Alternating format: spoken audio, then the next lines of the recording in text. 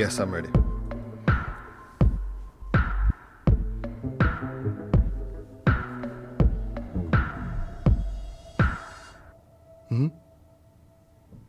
Yes. After the VT, in the second headline, yes. Yeah, we go straight to the Russians.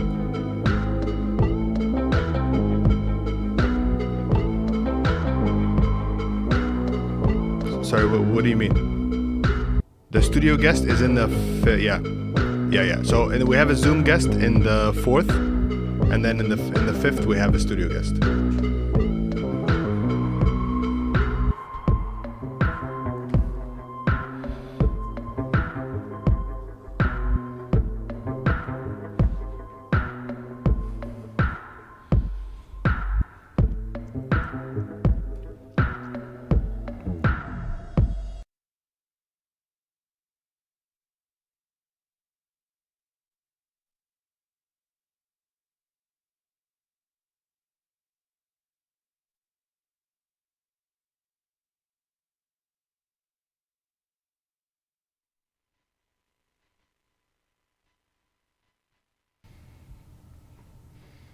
Hello and welcome to MEELive. Join us as together we take another look at the stories that are shaping our world.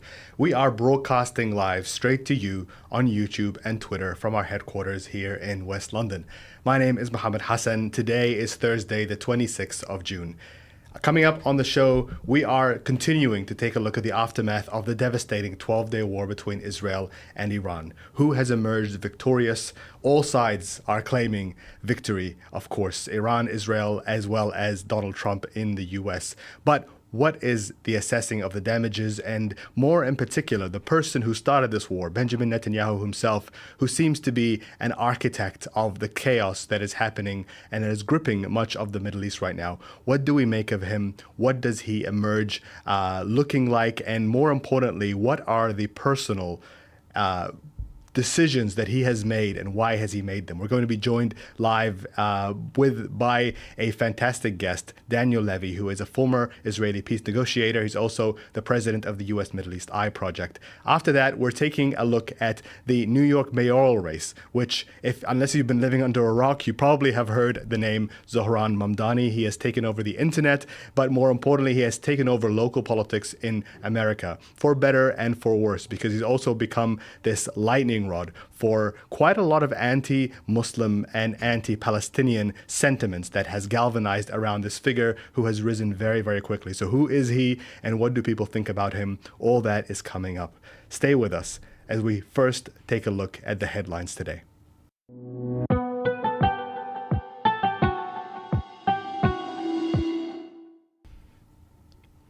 Iran's supreme leader says the US and Israeli attacks on the country's nuclear facilities failed to achieve their goals, instead hailing the war as a victory for Iran. In his first televised address since a ceasefire ended the war on Monday night, Ayatollah Khamenei says that Iran refused to back down in the face of US and Israeli aggression, and that ultimately the US failed to end the country's nuclear program. رژیم آمریکا وارد جنگ مستقیم شد چون احساس کرد که اگر وارد نشود رژیم صهیونیستی به کلی نابود خواهد شد. وارد جنگ شد برای اینکه او رو نجات بده. لکن هیچ دستاوردی از این جنگ نداشت. Intelligence assessments from the US suggest much more extensive damage was done to Iran's nuclear facilities than previously estimated. That's according to CIA Director John Ratcliffe. While initial reports by the US government suggested that Iran's primary uranium enrichment plant, Fordo, had remained largely intact and could be operational again within months. Iran is widely believed to have transported its uranium reserves before the US bombing campaign began, though it's unclear where they were moved to. The Trump administration's Middle East envoy Steve Witkoff says that Trump plans to expand the Abraham Accords and add more countries to the normalization agreement with Israel. One of the president's key objectives is that the Abraham Accords be expanded, that more countries come into it, and we are working on that on my team, and we think we're going to have some pretty big announcements on countries that are now coming into the Abraham Peace Accords. Wickoff did not mention which countries he was alluding to, but the U.S. has courted Saudi Arabia for years in an attempt to normalize relations between the monarchy and Israel, something Saudi leadership has effectively ruled out. The Abraham Accords was a deal established under Trump's first presidential term between Israel and several Arab countries, the UAE, Bahrain, Morocco, and Sudan. The agreement received a lot of criticism across the Arab and Muslim world for failing to include any attempt at resolving the Palestinian question or halting the rapidly encroaching attempts by Israel to annex the occupied West Bank and East Jerusalem. And finally, 15 human rights organizations have called for the suspension of the Gaza Humanitarian Foundation's activity, warning that the controversial initiative backed by Israel and the US may be complicit in war crimes. The GHF, which began operating in Gaza in late May, was launched following nearly 3 months of complete Israeli blockade on the entry of humanitarian aid into Gaza. The reality of the GHF's operations led to deadly chaos and dehumanizing scenes of crowds of Palestinians queuing up to receive insufficient aid packages. Israeli forces and mercenary groups manning the GHF distribution points repeatedly fired at Palestinians seeking aid. At least 516 people have been killed at or near the distribution points since the GHF began its operations. Experts in the field criticized the plan from its inception, describing it as a death trap, and have accused Israel of weaponizing aid to the starved population of Gaza. We turn now our attention to the aftermath of the Israel-Iran war as British-Israeli analyst Daniel Levy helps us unpack who emerges victorious and what the future of the volatile region is.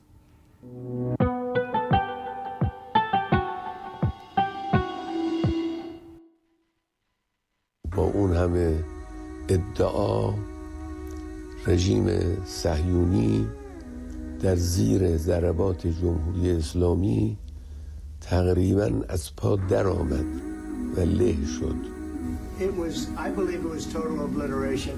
I believe they didn't have a chance to get anything out because we acted fast. If it would have taken 2 weeks maybe, but it's very hard to remove that kind of material.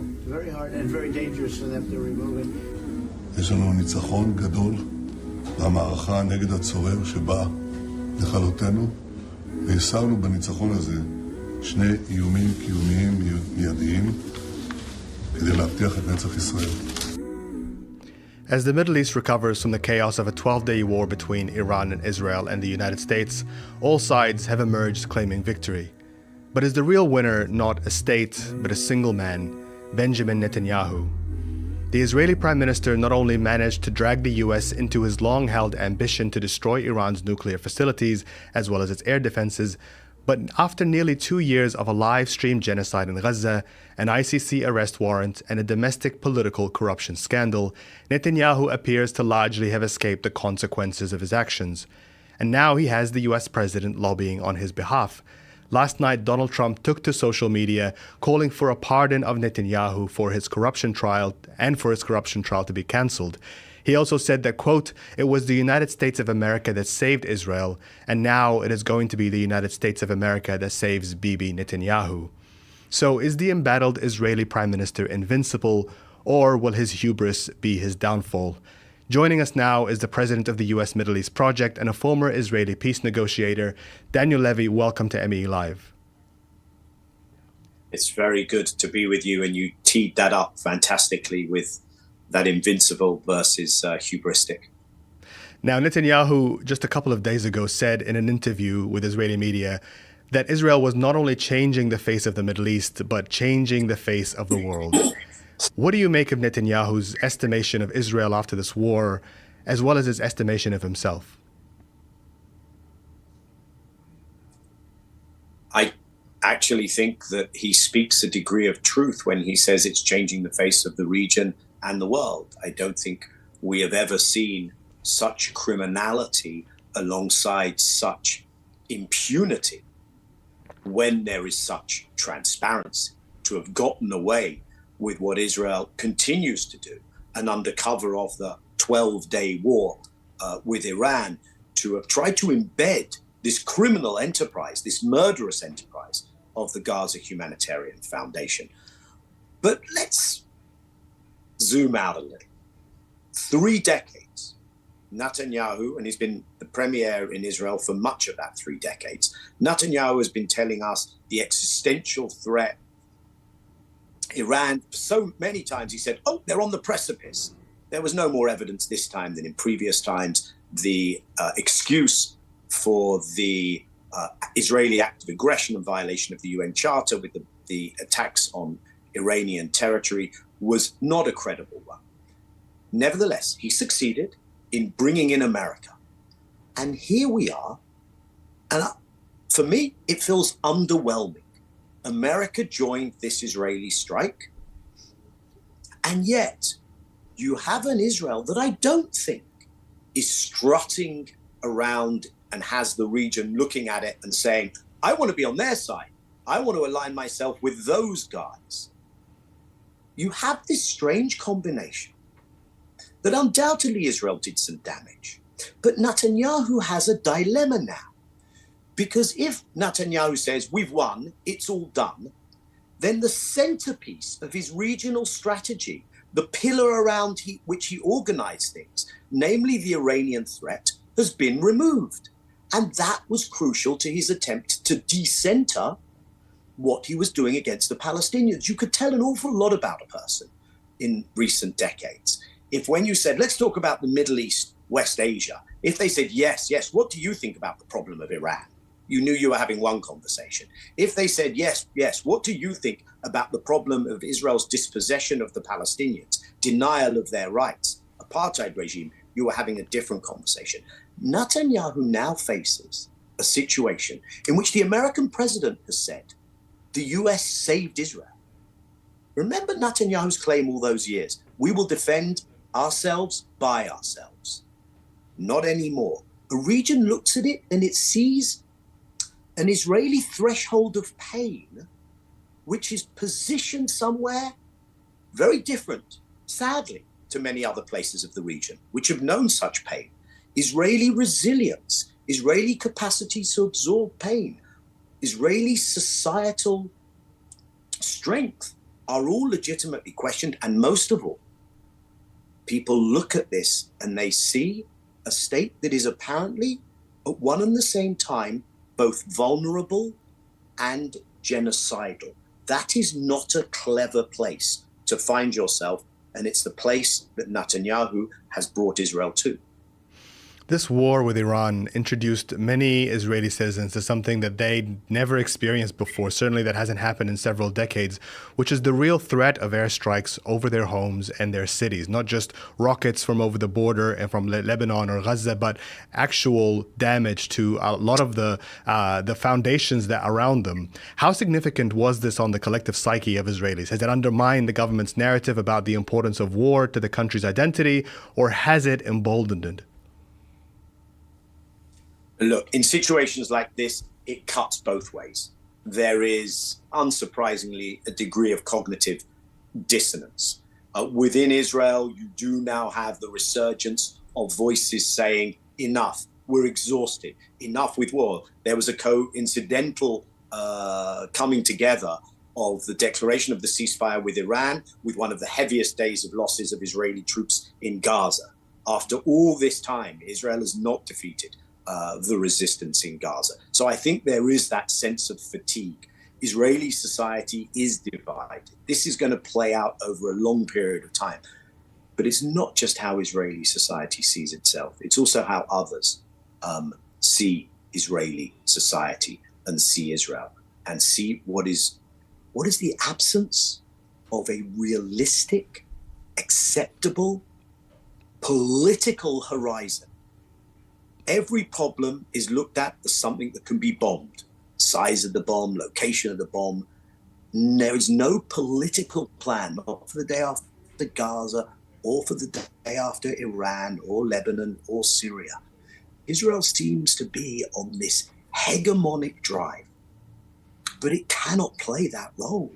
And this is the corner in which Israel is in some ways trapping itself, which doesn't mean that tomorrow it all unravels.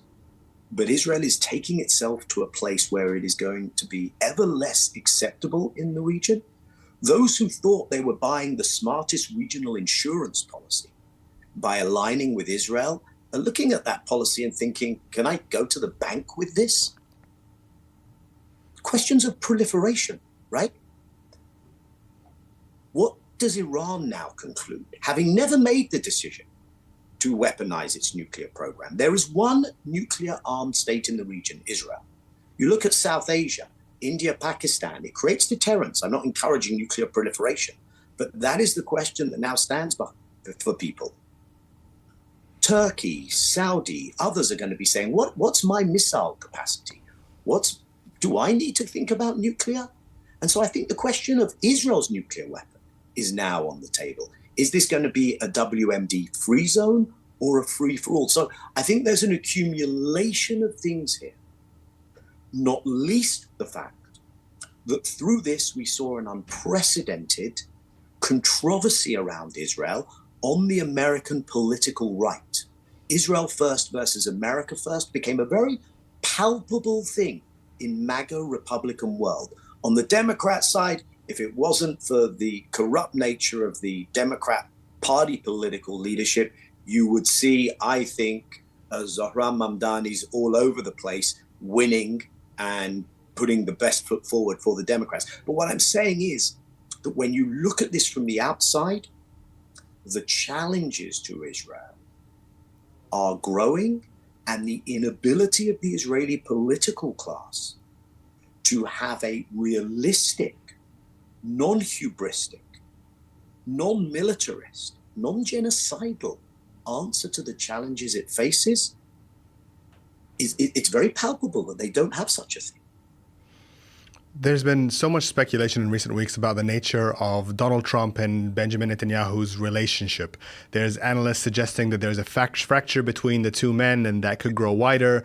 You mentioned the ongoing civil war that is emerging inside of Trump's own base that was kind of very engaged and very vocal in the days leading up to the U.S. airstrikes. At the start of the week, you saw that incredibly strong language from Trump to Netanyahu, maybe the strongest language that I've seen from any U.S. president towards Israel, in his anger at Israel supposedly kind of breaking the rules of the ceasefire he'd been put in place. But then just overnight, you saw that very flowery messaging that Trump is putting out, almost begging the Israeli public to take Netanyahu back and forget about his mistakes, his corruption scandal. What is your reading of the relationship between these two very volatile men?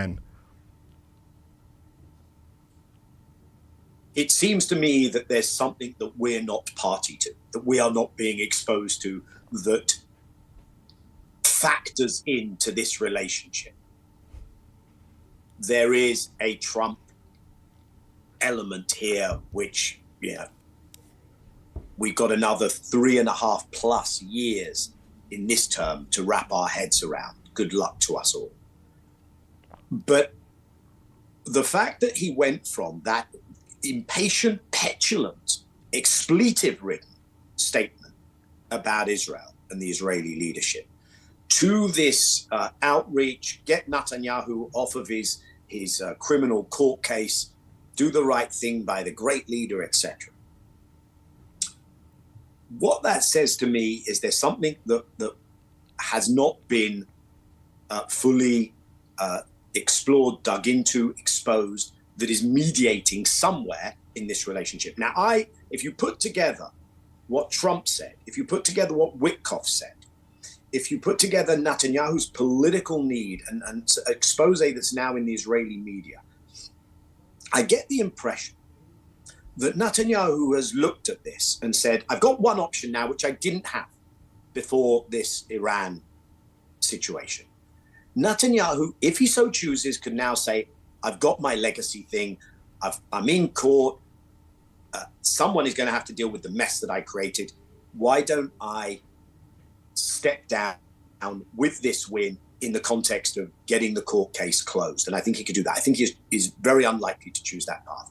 And therefore, he has to convince the American president that he's the guy who can carry this forward. And I think what the Israelis have told the Americans is, Now that Iran has been defeated, nothing stands in the way of the glorious Middle East that we've told you about for so long, because that has been their narrative. So he has tried to sell them a line that now that Iran's gone, we could stop Gaza. Of course, many Palestinians will have to leave Gaza. Of course, some of Gaza will have to be ours. We might have to annex the West Bank as well. But the Arabs can go in and deal with Gaza. And we'll be willing, if the Arabs are willing to go into Gaza and we can annex things, and the Arabs are willing to make peace with us, then we can say that the Palestinians can have a future political horizon. It's a fabulous deal, Mr. President. Now go sell it to your Arab friends. I don't think it's going to get anywhere, but, and this is the crucial thing that we also have to bear in mind, for all the cracks and fissures in support for Israel in the US, for all of the fact that Israel is the most radicalizing, destabilizing, revisionist state in the region, something that is acknowledged by more and more of the states in the region and seen every day on their mobile devices by the people in the region. For all of the fact that Israel is acting with such criminality and impunity, still it is the case that in the US, there is a deeply ingrained racism towards Palestinians, lack of understanding of Palestinians, and the Canadian Prime Minister apparently just gave the game away. I don't know if you've seen this quote. Mark Carney, during the NATO summit, in an interview, I think it was with CNN, he said, these are the conditions for two states. We have to have all, he spoke the usual verbiage. And so he said, you know, if you want, you could call it a Zionist Palestinian state. That's how he described the outcome. Now, I don't think Mark Carney is uniquely vile and ill-intentioned. I think Mark Carney was actually saying, okay, I'm quite new to this material. I've heard what my advisors have said. I've heard what all the Western leaders have said. If I understand what they're asking for, it's a Zionist Palestinian state, right? Where the Palestinians accept whatever the Israelis tell them, because this isn't really going to help them. So they ignore their own history. I'm maybe imputing too much. So the game is up. This is what is on offer. And the worry that we have is that the West is committed to a settler colonial apartheid vision. And that's what we have to break out of. And we don't have a Palestinian national movement and leadership that can take Israel's vulnerabilities and the ability, therefore, to create a real change where there will be equality, not just an end to genocide, but actual rights. You don't have a leadership that can take that project forward with agency, with unity. And that is the competition that's going to play out right now. Thankfully, the West is in decline. Thankfully, Israel is in overreach. But it's going to be a hard next period. Let's not fool ourselves that this is going to be easy. Daniel Levy, we always appreciate your analysis and your time. Thank you so much for joining us today. Thank you so much. Stay with us now as we turn our focus to the mayoral race in New York, where the rapidly rising profile of Zohran Mamdani has been met with fierce and angry reactions.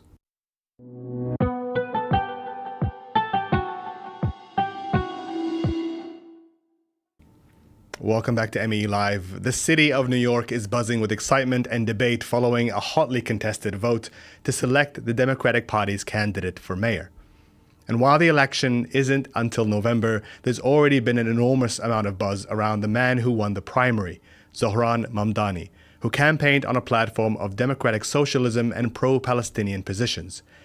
Yesterday, MEE reporter Maysa Mustafa spoke to New York residents about why they were excited about the prospect of Mamdani becoming their next mayor. Last night, 33-year-old Muslim candidate Zohran Mamdani defied all odds in the New York Democratic primary, defeating former Governor Andrew Cuomo. Mamdani ran one of the most unapologetically pro-Palestine and socialist campaigns in New York electoral politics history, which marked a significant moment in progressive organizing here in the city. Although his campaign focused on bread and butter issues such as public transportation or housing, a lot of the conversation that revolved around Mamdani was on his critique of Israel, which his opposition used to demonize him in an attempt to portray him as anti-Semitic. We're asking the city what Mamdani's win last night might mean for New York, which has never seen a young South Asian Muslim mayor, and whether they think he'll win in the mayoral election in November. He genuinely ran a campaign. I think Cuomo even admitted it. Like, he ran a very strong campaign where he was able to get amongst the people, especially the youth, get them out to vote. It's a left-leaning city, but I think we're even going farther to the left and like reaching more into the socialism aspect, which I think was a big part of his campaign. So I think it's exciting. Also, a Muslim brown man as a mayor of New York City is indicative of like maybe a changing of the tides of the broader political climate in the U.S. as well. Maybe a general movement, and this has happened in recent elections, when you think about the presidential elections, like maybe it's time for some newer blood in the political scenes. Obviously, Trump and Biden, like very old candidates.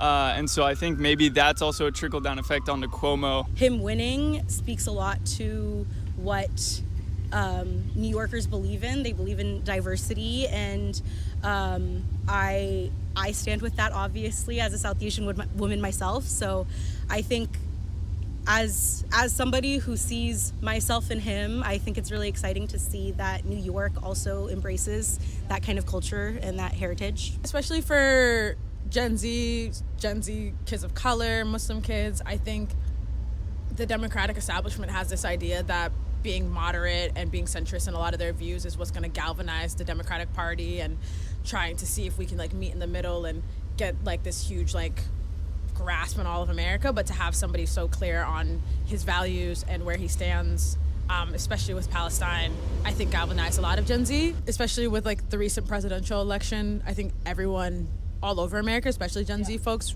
have questioned a lot of the Democratic Party and the Democratic establishment and wanting them to take more stronger stances. Having somebody that's progressive and believes in our values, that we also continue to be advocates for those platforms, that we continue to hold politicians accountable. You know, Zohran winning the primary and Inshallah winning mayor, we still have to have that accountability relationship with our politicians. I was really proud of my city for pulling through. I think it was about time for a turnaround and for us to vote for someone who actually cares about representing the city and the people. And I think he really proved his point well during those interviews when people were constantly asking him about his support for Israel and how he was, you know, he didn't really respond to it because he knew that they were going to try and trap him. So him responding and being like, I'm here to represent New York, like I will happily talk with the Jewish community in New York, like that's where I belong, you know, that's what my position is. And I think that that alone, like, I really wanted to stand with him after that. I was like, yeah, that's the whole position, that's the whole point, you're being the mayor of New York. We're finally realizing that the government is supposed to represent us, the people, and that we actually do have the power to speak up and change things. We just have to utilize the community and come together. And I think that this mayoral race really kind of showed how that can really turn things around. And I think that after this, I hope that New York will come together more and really start to utilize our power as the people to fix what we want fixed. But not everyone is excited about Zohran Mamdani. In fact, some of the reactions to his win have been, and if I would say it, pretty unhinged. To tell us more, we're joined in the studio by MEE reporter Mohammed Saleh. Mohammed, thank you for being here. Thank you for having me again. Now, give us a sense of who Zohran Mamdani is and how his campaign has gained so much traction so quickly. So Zohran is this very interesting young, openly socialist and very pro-Palestine mayoral candidate. He came in with a very fresh and different campaign to run for mayor. Obviously, New York is a very, very diverse, huge city. You have from the far left to the far right in New York. It's a population of around 8.2 million, so it's a very, very big city.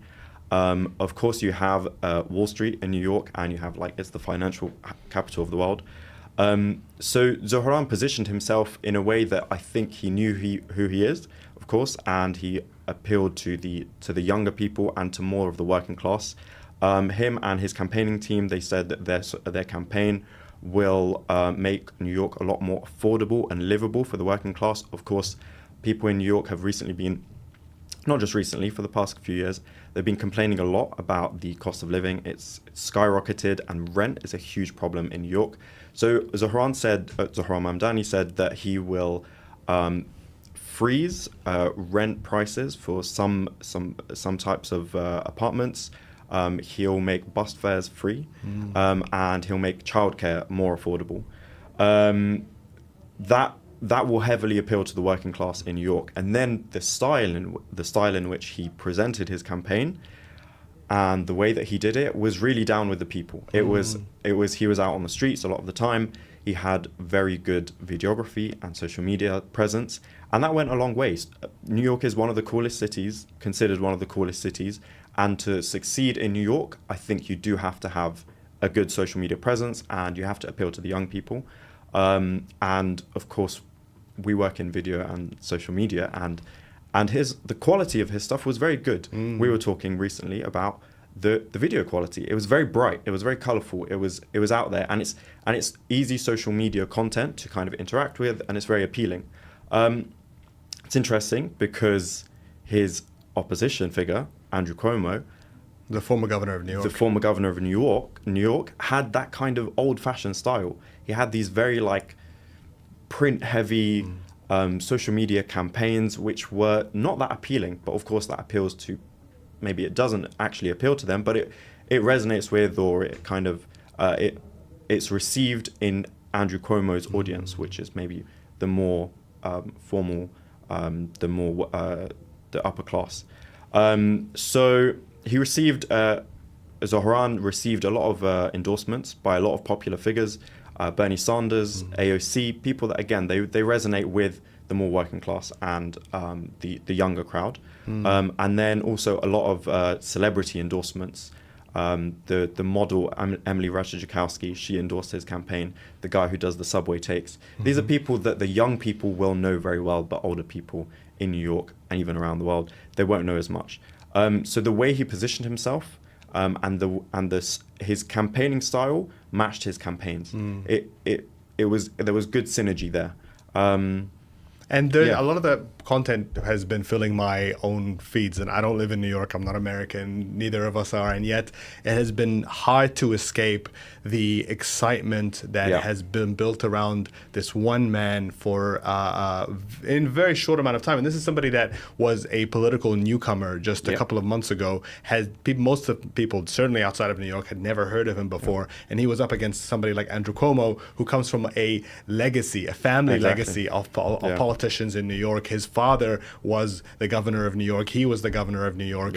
And so it was an insurmountable a campaign to have to run against a lot of very established figures.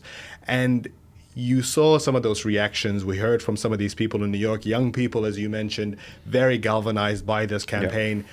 But at the same time, there's been this other side, other reaction that has been equally as strong, that it was very antagonistic towards Zohran. And ever since he won, we've been getting a lot of reactions in the media, in the political space. What have we been hearing? So it's been very mixed reactions. His fan base and supporter base have kind of embraced that social media presence and that social media character. A lot of sarcasm, a lot of kind of hot takes of what New York could be like, but in a sarcastic, satirical way, but kind of in appreciation of Zohran and his style.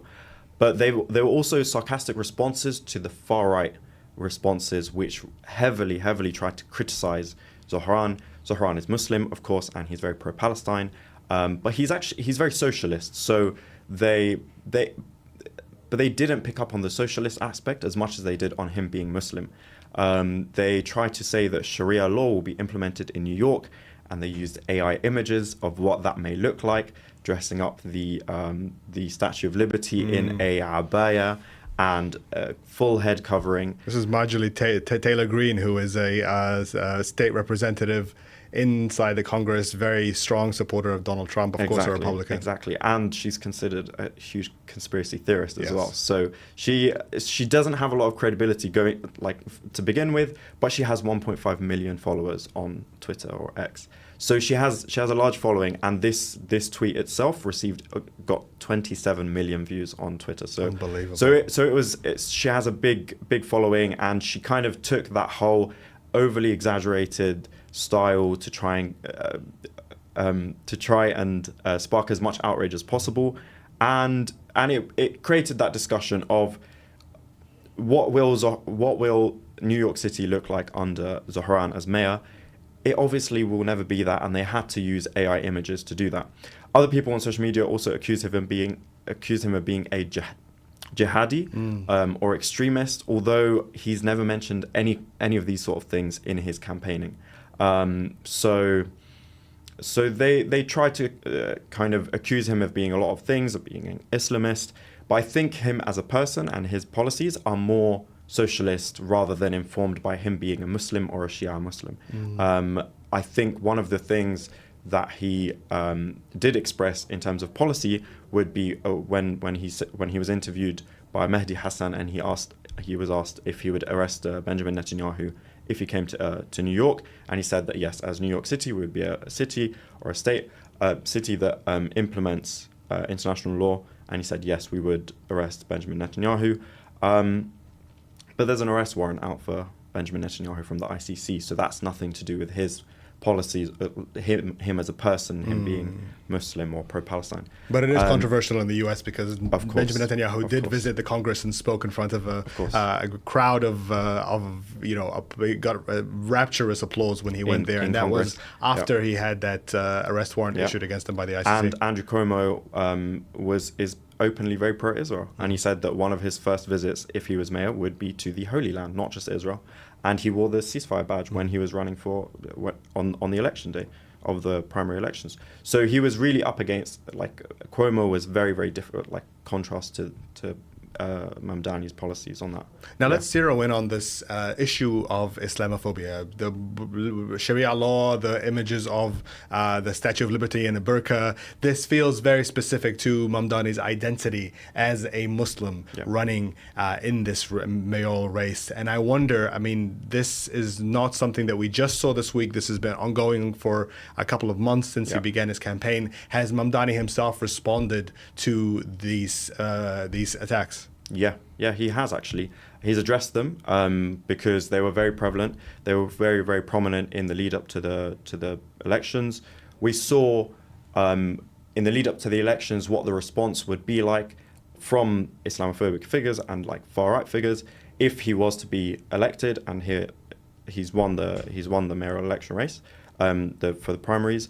So he did respond to them, and there was one post on social media that came from a very, very pro-Cuomo support group, and they used a picture of Mandani and they exaggerated his beard using Photoshop, and they actually the Photoshop was quite bad and part of his beard was sticking out, but they darkened his beard and they made it longer to try and show that he's an extreme Muslim. But again, they had to use falsified images to do that. So, and he responded and said that clearly, if he wasn't a threat in terms of winning the election, then they wouldn't probably do this. So they tried to defame him. Yeah. And there was a particular moment, I think, during the campaign when he is asked about anti-Semitism, and what ends up happening is that it becomes this very emotional moment where he opens up about some of the attacks that he's been getting. Let's take a look at a clip from that speech.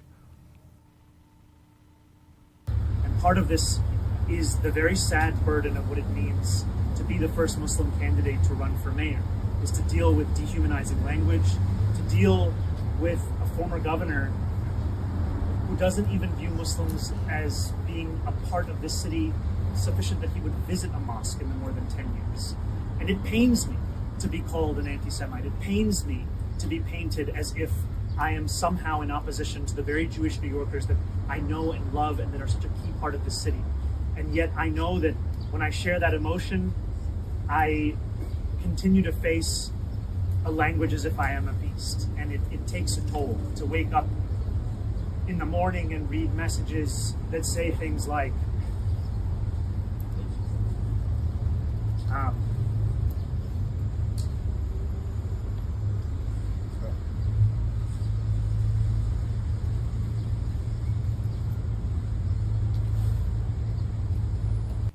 So we saw the first part of that emotional speech, and what he goes on to say afterwards is that the reason that he feels so strongly about being attacked or being accused of anti-Semitism is that he has faced a lot of personal attacks for being Muslim. He mentions some of the direct messages or threats that he's gotten, some people saying that the only good Muslim is a dead Muslim, and that this is becoming something that is a big part of his campaign that he isn't necessarily always open about. But this isn't new. It's kind of expected when you kind of see a public Muslim figure in a Western country like this, isn't it? Yeah, I think he probably knew what he was getting into, but obviously the extent to which this Islamophobia and discrimination has gone, it is very far, and it's also very unnecessary. Like, his campaign had very little to do with him being Muslim. He wanted policies that would make life more livable for New Yorkers, and there's nothing to do with his beliefs about that involved in that. So you can tell that obviously it got to him a lot, and it is sad when somebody who's trying to just run for a political campaign or a political position, their identity gets involved and they get attacked very personally. And it's surprising because, as you said, he said that he understands this kind of discrimination because when he talks about anti-Semitism, he understands it because he faced it himself. He faced the discrimination himself, and that's why he actually said that he doesn't tolerate the anti-Semitism that exists in New York, and he doesn't tolerate the Islamophobia as well. He said that this kind of discrimination wouldn't be welcome, and that's as he said, it's part of his campaign to make life more livable for New Yorkers. So yeah, it was. I think a lot of people were shocked with the extent to which people who oppose him went for his personality and went for his himself as a person, rather than just his campaigns, which they of course oppose, because one of his campaigns is one of his policies would be to tax the richest 1% in the city, to slightly increase the taxes on them. So it's interesting to see that kind of opposition to his policies trickle down into the personal. Yeah. Fascinating. And I'm sure that there's plenty of more parts of the story that are going to unfold over the next 5 months. It's still 5 months until the election, the actual mayoral election in New York, and anything can happen. But I think what he has established in a very, very short amount of time is that now he is one of, if not the most talked about politician in the United States. We already saw a reaction from Donald Trump, from several other key political leaders in the country. Yeah. Zohran Mandani, I think, is a name that is going to stick around for a while, and we're going to be hearing a lot more. Mohammed Saleh, thank you so much. Thank you. All right. That is the best wrap up that we could possibly have of this story, and we will continue to monitor the situation, of course, in Iran and the wider region. And if you want to hear more, if you want to read more of our reporting, you can go to our website, MiddleEastEye.net. That is all the time that we have for you today. But before we lose you, please, we would love to hear from you. Please get in touch, reach out to us, send us your thoughts to Middle East Eye on any social platform, or you can email us, MEELive@MiddleEastEye.net. We're going to be right here broadcasting every Tuesday and every Thursday, 5 p.m. British Standard Time and 12 p.m. if you are in New York. Make sure you hit your notification button so you know exactly when we're going live. And until then, my name is Mohammed, and I will see you soon.